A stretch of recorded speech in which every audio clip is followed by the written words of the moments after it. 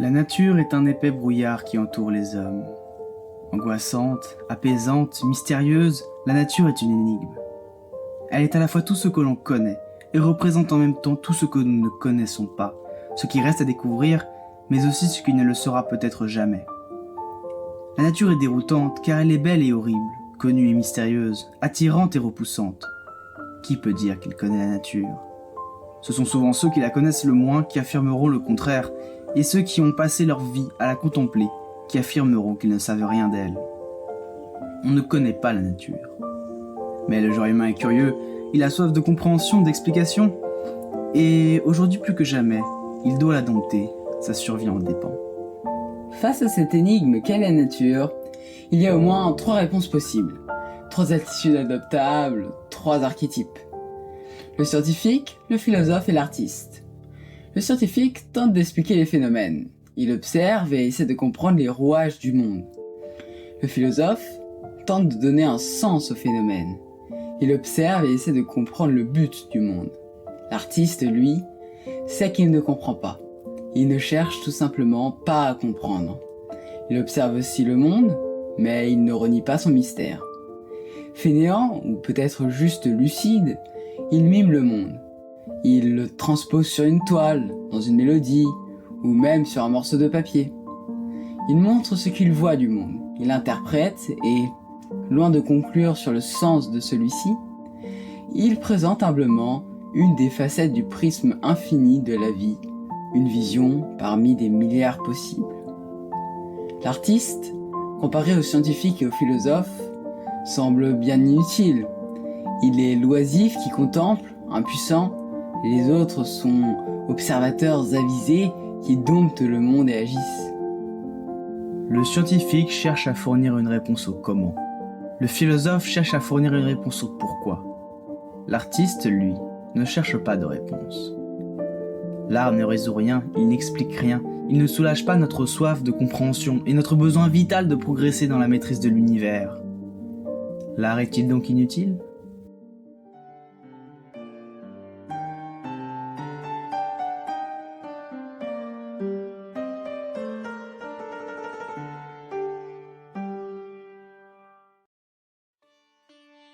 À quoi sert l'art ?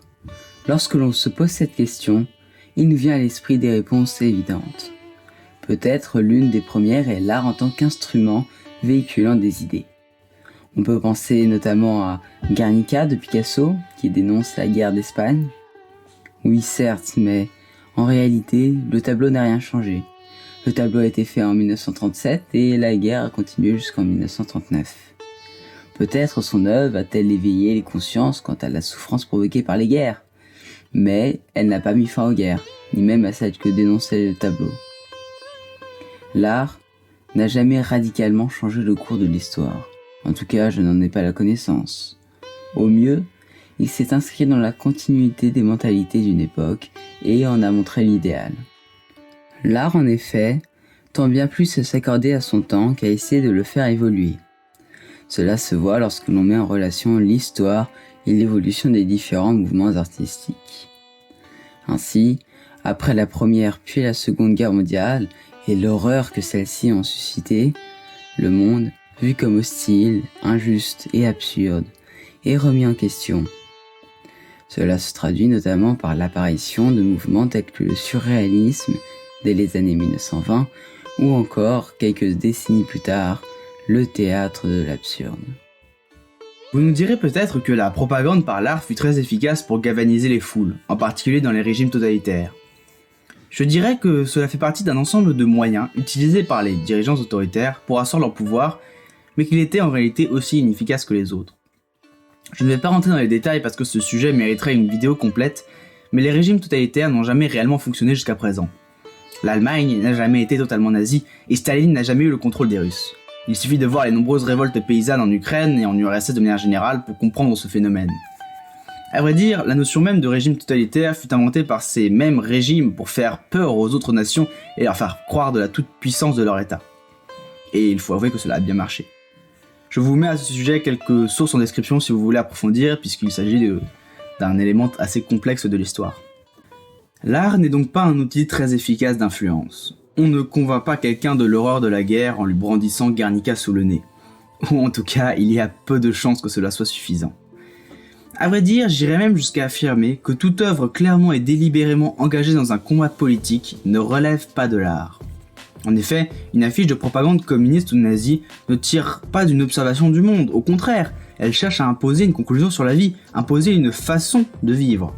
Il s'agirait donc, dans ce cas-là, plus d'une œuvre philosophique, si l'on peut dire ainsi, que d'une œuvre à proprement artistique. Mais il est vrai que la frontière est ici assez mince, et comme toujours, tout ne rentre pas dans les cases que l'on définit. C'est bien le propre de l'homme que de tout vouloir ranger, mais il y a toujours, hélas, des zones de flou. Mais arrêtons-nous un instant sur l'art écrit. Il semble en effet plus propice à faire évoluer les mentalités. Si l'on se penche sur un bon nombre d'écrits du XVIIIe siècle, par exemple, le siècle des Lumières, on peut constater que ce sont ces textes qui ont inspiré des changements majeurs dans l'Europe et, a posteriori, dans le monde, tels que la Révolution française. On pourrait considérer ainsi que l'art a permis de révolutionner le monde. Seulement, si l'on se penche sur ce que sont la majorité des ouvrages de ce siècle, on se rend compte qu'il ne s'agit aucunement de romans, mais plutôt de traités philosophiques ou, au mieux, de romans mémoires et épistolaires. Pour moi, mais il est vrai que cela n'engage que moi, ce n'est pas de l'art, mais de la philosophie. Je considère que l'art est la représentation du monde, sans conclusion posée dessus. Qu'elle soit philosophique, c'est-à-dire une réponse au pourquoi de ce qui est représenté, ou bien scientifique, c'est-à-dire une réponse au comment de ce qui est représenté, cela ne veut pas dire qu'il n'y a pas de message transmis. C'est un élément essentiel, je pense, dans ma définition de l'art. Mais il doit, selon moi, rester humble et ne pas conclure. On peut s'horrifier de la guerre, mais cela ne veut pas dire que la guerre est horrible. C'est un simple constat, modeste et subjectif. Ainsi, dès lors que l'on s'éloigne de la simple observation, du simple ressenti, dès que l'argumentation rigoureuse et des conclusions sur le monde et les phénomènes interviennent, je ne considère pas cela comme de l'art. Il s'agit soit de philosophie, soit de science, ou en tout cas de raisonnement. Mais j'avoue que là encore, la limite est parfois peu claire, et il existe des ouvrages difficilement catégorisables. Ainsi, l'art semble n'avoir aucun impact, ou un impact mineur sur les sociétés et leur évolution. Il semble même plutôt évoluer avec les sociétés que de les faire vraiment évoluer. Vous nous direz peut-être que l'art fait vendre. Peut-être pensez-vous que c'est l'esthétique d'une chaussure Nike qui fait qu'on l'achète, en dépit du prix, en dépit de toute la mauvaise presse qui entoure la marque. Et c'est vrai que la beauté d'un objet nous pousse souvent à l'acheter. Oui, la beauté et l'esthétique, mais pas l'art en lui-même. Personnellement, il me semble crucial de séparer beauté et art. Déjà parce que la notion de beauté est assez peu pertinente de par sa subjectivité, mais aussi parce que les artistes ne cherchent pas forcément le beau, ce qui ne leur enlève pas leur qualité d'artiste.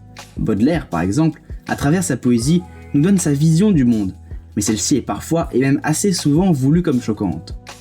Je le rappelle, l'art me paraît être avant tout l'expression de notre vision du monde, qu'elle soit hideuse ou magnifique, sachant que les choses de ce monde sont toujours les deux à la fois. C'est pourquoi nous séparons la beauté et l'art. Pour revenir à nos chaussures, elles sont belles, certes, mais je ne les considère pas comme de l'art. En effet, la chaussure est un objet utile, un objet pratique. Ainsi, même si cet objet était une représentation du monde, le fait que cet objet soit utile retire de sa puissance, de sa grandeur et même peut-être de son essence à l'art, qui réside notamment dans cette inutilité. En effet, une chaussure est, dans nos sociétés occidentales du moins, essentielle au quotidien. Et la décorer n'est pas un acte incroyable, il s'agit simplement de rendre attrayant un objet qui nous sert en permanence, ce qui semble presque tiré du bon sens. Alors que créer une musique, un tableau, un roman, cette action est incroyable car elle est fondamentalement inutile. C'est ce qui fait toute la majesté de l'art, mais aussi ce qui fait qu'elle est une véritable imitation de nos existences. L'œuvre est une représentation, l'expression d'une vie dérisoire, insignifiante, inutile au monde. Elle va donc être inutile aussi. Il s'agit peut-être de la meilleure façon finalement de représenter nos vies et notre rapport au monde.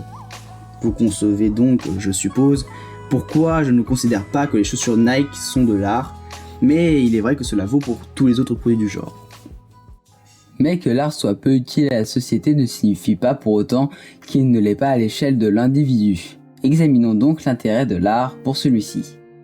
Pour répondre à cette question, le plus simple est sans doute d'imaginer comment l'individu peut vivre sans art. La réponse semble évidente. Il vivrait très bien. Il existe d'ailleurs sûrement des gens qui prétendent vivre sans l'art.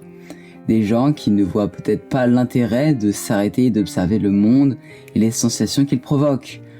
Oui, je pense qu'il est théoriquement possible de vivre sans l'art. Mais je pense aussi que personne n'a jamais vécu sans lui. Déjà parce qu'il est partout. Et que même sans vouloir le voir, il est difficile d'y échapper. Mais surtout parce que cette volonté de création, cette volonté de représenter le monde, cette envie d'exprimer ce que nous fait ressentir un monde si mystérieux et fascinant, semble ancrée en nous. Petit, on a tous déjà dessiné, preuve que l'humain est essentiellement, dans son essence, un artiste.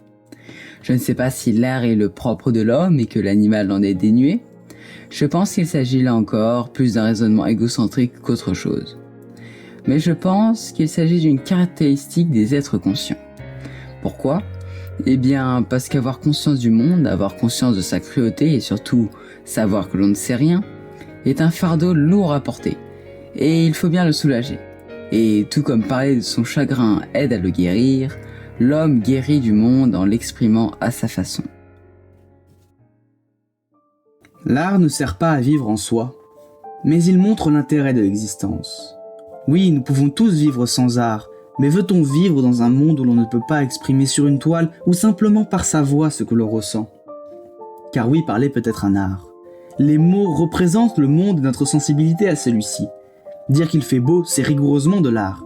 C'est l'homme qui s'émerveille devant un monde qu'il ne cherche pas à comprendre, qu'il ne comprendra peut-être jamais. L'art n'assurera pas notre survie. Il ne mettra pas fin à la catastrophe climatique que nous vivons aujourd'hui. Il ne nous permettra pas de vivre mieux comme peut le faire la philosophie ou les sciences. En revanche, il peut nous permettre de vivre plus. Camus disait dans le mythe de Sisyphe que créer, c'est vivre deux fois. L'homme écoute, il voit, il vit, il expérimente le monde et en découvre ses recoins. Le peintre, en plus d'expérimenter le monde, le transforme avec sa sensibilité. Un paysage de printemps, il le vit comme tel, mais en plus à travers son œuvre, l'interprétation de ce paysage. Le peintre, le musicien, le poète, l'artiste, ils sont sensibles au monde et revivent leurs émotions à travers leur œuvre.